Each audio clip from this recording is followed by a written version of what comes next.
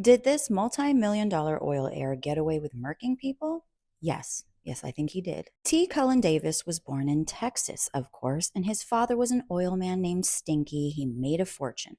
When he passed away, he left all of his money to his three sons. So during the time of this incident, Cullen was worth, in today's money, $500 million.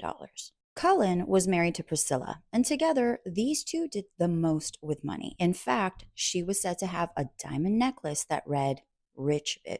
It's been said he had a bad reputation. He was creepy, he had violent outbursts. He was overall a general prick.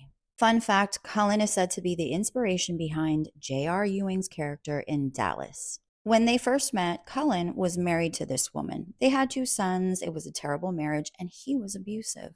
Priscilla was also married to her second husband, and she had three children from her two previous marriages. Typical story, they met while playing tennis at a country club.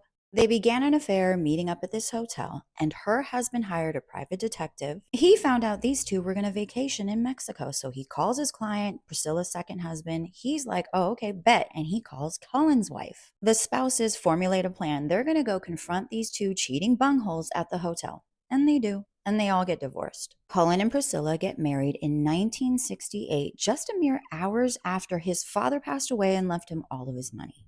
Immediately, they become the it couple. He has gobs of money. She knows how to spend it. He decides to build a house for them. It's worth $45 million in today's money, called Stonegate Mansion. It had 5 bedrooms and 11 bathrooms. For what?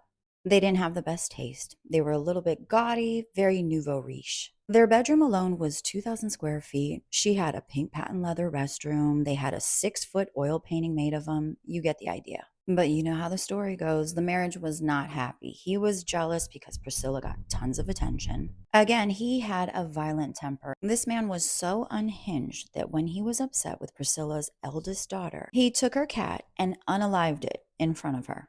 After 6 years of marriage, on her 33rd birthday, Priscilla files for divorce. She's had enough. He's got a girlfriend named Karen, and he's living with her because a judge ruled that Priscilla was allowed to stay in the mansion, and they were going back and forth about her spousal support.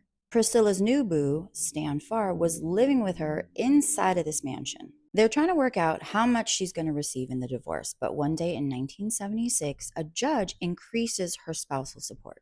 But mind you, he's a multimillionaire. Later that night, Priscilla and her man Stan go out to celebrate, and they come back home to the mansion. Priscilla walks into the kitchen where she sees an intruder. It's a man wearing a woman's wig, and he says, "Hi," and he pew-pews her in the chest. Boyfriend Stan hears the commotion, runs into the kitchen. The intruder pew-pews him 4 times. He's on the floor, gone. Somehow she makes it outside, but the intruder with the wig is following her, and as she's outside, her friends are pulling up into the driveway. The intruder pew-pewed her friend Bubba in the spine. He was paralyzed for the rest of his life. Bubba's girlfriend Bev was unharmed but traumatized, and they all knew one thing. They said it was Cullen. But wait, there's so much more. Part 2's coming right up. Was this millionaire an evil man, or was he just misunderstood? Cullen and Priscilla Davis, Part 2. What none of them realized until later was that Priscilla's 12-year-old daughter, Andrea, was in the basement, unalived. This beautiful little girl had returned from Bible study and had a single pew wound in her abdomen.